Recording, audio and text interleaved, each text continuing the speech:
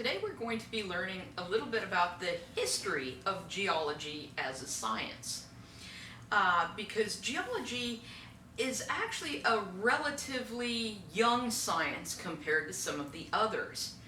And in fact, the term geology, in its modern sense of studying the Earth, this was not used until really kind of the 1700s, because prior to the 1700s, while the term geology was used, it meant actually law, as in like the laws of man, the laws of people. There was theology, which was the laws of God, and geology, which was the laws of the planet, the laws of Earth.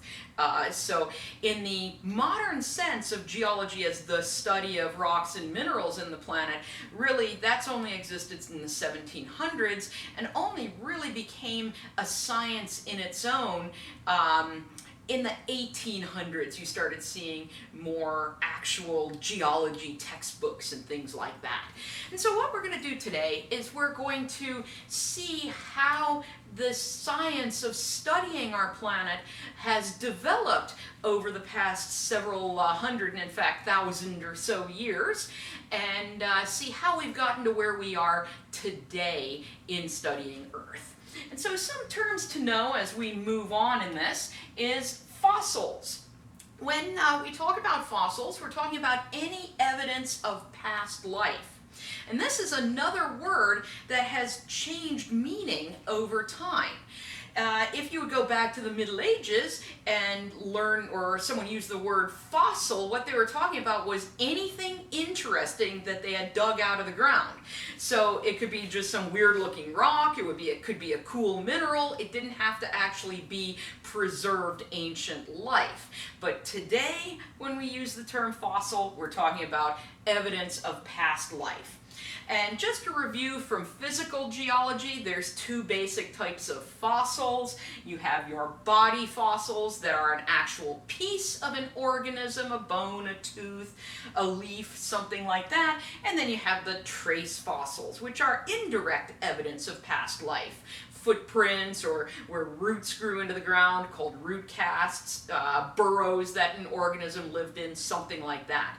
Now later on this semester we're going to have an entire lecture on fossils, and so we'll go into more detail at that time. But for right now, just remember that body fossils, like this T-Rex skull, are a piece of the organism, and trace fossils are something the organism left behind. It's indirect evidence, and like this coprolite, or a piece of dung left behind by that happens to be a plant-eating dinosaur. All right, other terms to know are stratigraphy. When we talk about stratigraphy, this is the study of strata, and strata means rock layers. So stratigraphy is the study of different layers of rock. And what sorts of things do we study? We study the succession, basically the whole pile of rocks and how they follow each other in time. We look at the age, we correlate them between different places, we look at how far these layers are distributed, we look at the rock type, we look at the fossil content, we look at the internal structures of different layers, we look at all kinds of stuff. So it's basically everything about different rock layers that we study in order to better understand the geologic history of that rock and how it ended up forming. And so you can go to places like here, this is Dead Horse Point in Utah, and notice all the strata, all the different layers of rock. Well, that then means we could have quite a fun time studying the stratigraphy there.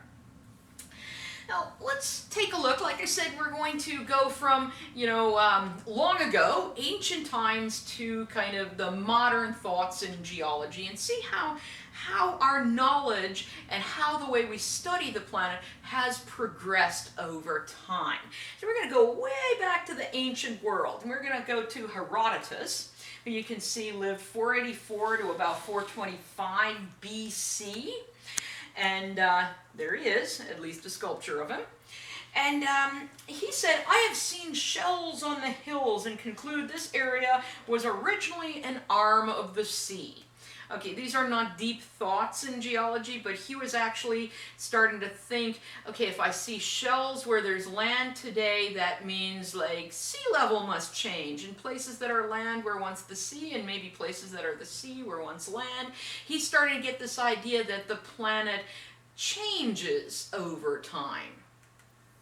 And then we go to Aristotle. Now, Aristotle was kind of interesting in some of his ideas. You can see he lived 384 to 322 BC, and he believed that fossils were the remains of animals that had spontaneously generated in rock. So he thought that, like, you find some dinosaur fossils, well, boom, a dinosaur just, like, popped into existence in rock. Well, he might have been a smart guy, but that seems a little weird to me.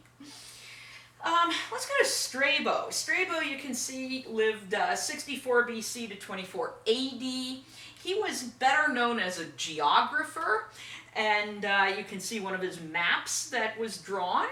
And for the time period, this is a pretty decent map of Europe, right? We see Italy here and Sicily, and there's the Iberian Peninsula, which would be Spain and Portugal. We have Britain. And so, he wasn't too bad as a geographer, really just starting to show the shape of the planet via maps. Now, he believed that sea level changed over time, and the sea level changes were controlled by something going on the sea floor. He had no evidence of this, he just thought that would be a good explanation, and in fact, he ends up being right, because today we know that large-scale sea level changes are controlled by how fast seafloor spreading is occurring. Smaller scale sea level changes are controlled by the amount of glacial ice on the planet, but the really large scale sea level changes come out down to what was happening on the sea floor. So Strabo at least had that right. Let's move into the Renaissance. The Renaissance had there were a lot of interesting ideas that came about in the Renaissance. People started looking more to actual science and doing experiments and understanding things better. I can tell you in the Middle Ages, people had an interesting idea that, for instance, minerals had male and female forms, and the male and female minerals would get together to make more little minerals, which today we would think is kind of odd. And where we start progressing from those kinds of ideas of the spontaneous generation and the male and female minerals getting together and doing the nasty somewhere in the ground, we start seeing that change in thought from those kind of weird old ideas to our more modern scientific thought in the Renaissance. And one of the guys who really progressed some of our thinking was Leonardo da Vinci. I mean, he was not just a fantastic artist, he was also an inventor, but he was a scientist too. And he believed that fossils represented ancient life that was buried and trapped in rock, not stuff that's spontaneously generated in rock. And see, he found lots of different layers of sea organisms, and they were in life position, like they'd be corals that were growing upwards and things. And so he said, well, it didn't just pop in there magically. These things were growing on the sea floor and then got buried and preserved. And so you can see we're getting into this more modern view of our science. Now, Georgius Agricola was, his real name was Georg Bauer. He was German. But in the Renaissance, it was fashionable for learned people and scientists to Latinize their name. And so that's why you'll see lots of people in the Renaissance known by these kind of Latin names, even though those weren't their original ones. So Georg Bauer becomes Georgius Agricola. He was a doctor. He was trained to be a physician, and he worked in an area along the German-Czech border called the Erzgebirge, which translates into ore mountains. It was a major silver mining area at that time. And while he was trained to be a physician and was the town physician, he made a lot of friends with the miners who worked there. And so he would go underground in the silver mines, and he was just fascinated with mining techniques and why the silver was created there, how it was deposited there, and stuff like that. And so he really actually ended up studying a lot of, you could think of it as early geological sciences. And through his studies, he refuted the ancient elements of earth, wind, and fire, and water too, because people still kind of had the idea that everything on the planet was made from these four elements. And he was like, no, it doesn't work that way. He also devised an early classification scheme for minerals based on physical properties. So he would actually do tests on these minerals and figure out how to kind of classify them, not based on stuff like, well, this one's prettier than that one, based on actual physical properties of those minerals. And he recognized the difference between igneous and sedimentary rocks. And this is something that a lot of people didn't do until a few hundred years after he was alive. Still in the 1700s, people were debating the origin of different types of rocks. Now, in the Renaissance, we also have a guy named Nicholas Stino. He was actually Danish. His original name was Niels Stensen, but again, he Latinized it because he was a scholar. And he was absolutely fascinating because he kind of didn't know what he wanted to be when he grew up. So Niels Stensen, Stino, was originally trained to be a physician, a doctor. And in fact, he was very good at that. There's I think it's a salivary gland that has like the Stensen duct because he discovered that. So he was a very good doctor, but he also just loved studying nature and the natural world. And so for a while, he was the court physician of the Grand Duke of Tuscany in Italy. And while he was a physician there, he wandered the Tuscan countryside and he looked at the rocks and tried to figure out why they looked the way they did. How did they form? And so he kind of did a whole bunch of work in geology. Also, he studied minerals at that time. He studied fossils at that time. And then he finally got tired of doing that, and he became ordained in the Catholic Church, eventually became a bishop in that church. And he, in fact, is the blessed Nicholas Stino, which is, I guess, one rank under being sainted, because he was a really good bishop, too. So this guy he couldn't figure out what he wanted to do, but he was good at absolutely everything that he did. But let's focus on what he did in geology. He said that fossils are ancient life that formed in the rock at the time the rock was deposited. So none of that spontaneous generation. He said rocks can be used to decipher Earth's history. He said if you look at the details in the rock and the way they're related to each other, you can figure out how they formed and how Earth has changed over time. And he recognized that stratification and the differences in stratification, so the difference in those rock layers, are due to different conditions at the time the rocks form. So different rock layers look different because they formed in different ways.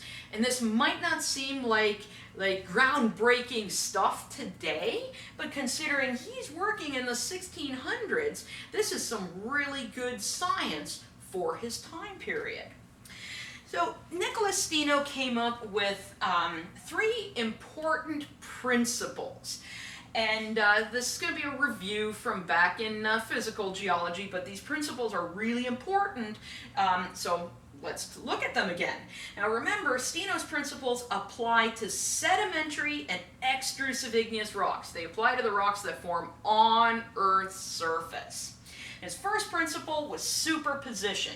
If you have an undisturbed sequence of rocks, meaning nothing's happened to them after they formed, the layers of rock become younger from bottom to top. So from the bottom of this sequence of rocks all the way to the top, the rocks get progressively younger and younger and younger and younger and younger. His second principle was a principle of original horizontality. And this states that sedimentary rock layers are originally deposited in the horizontal position. So they're originally nice and flat-lying. Sedimentary rocks don't somehow form like pillars or something. So if the rocks are not flat, that means something happened to them after they formed. So nothing much has happened to these after they formed because they're all nice and flat. But hey, let's go off to Svalbard and notice these sedimentary rocks are definitely not flat. Check out the weird folding going on in there. That tells me that these sedimentary rocks were originally horizontal, but some kind of forces acted on that rock to make it not horizontal. And in the case of this, it's basically when the Appalachian Mountains were forming, these things were getting bent. His last principle was a principle of lateral continuity. And this says layers of rock originally extend in all directions until they thin to nothing. So basically you have a nice big fat sedimentary rock and it gets thinner and thinner and thinner and thinner and then eventually pinches out, right? It disappears basically. And we see that here, right? This layer gets thinner and thinner and thinner and disappears. So that means if you have a rock layer that suddenly, abruptly disappears, something happened to it. Maybe it was eroded, maybe a fault moved there, or something happened. And so Nicholas Stino has these 3 very important principles that he developed.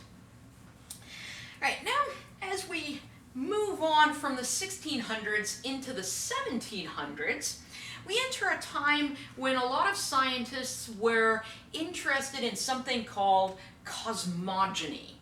And a cosmogony is an all-inclusive hypothesis to explain the development of the universe, including the Earth and the life on Earth. So this was kind of these very big picture ideas of where did the universe come from? How did our planet form? Why does life look the way it does on our planet? And this is a very common thing for some of the scientists in the 1700s to be pondering. Now, originally, many of these cosmogonies were very speculative. Guys had zero evidence. They're just it sounds like a good idea. But many of these did have good ideas within them. So just because these were originally very thought-based and not very experimentally based, doesn't mean that these scientists had bad ideas. So some of the conclusions that the cosmogonists came up with that, in fact, now we know are actually, in some cases, correct, they concluded that Earth began hot and glowing. So Earth began as this hot rock that, yeah, actually it did. It was molten in the beginning. As it cooled, a hard outer crust formed. Hey, they got that one right too. Water and the atmosphere separated due to density. Earth had a fiery core surrounded by solid material. It's a little more complex than that, but yeah, the core is pretty damn hot. And so those are some of the ideas that were kind of at least mostly correct by the cosmogonists. And so let's visit one of these cosmogonists and see some of the work that he did. And this is Georges-Louis Leclerc, Comte de Buffon. And you can see he lived in the 1700s. He was an important cosmogonist, an important scientist of the time. Although they didn't really call them scientists back then. Usually they were called natural philosophers. In fact, one of my great-great-great-granddads, actually a few of my great-great-great-granddads were natural philosophers, which means they were science professors, basically.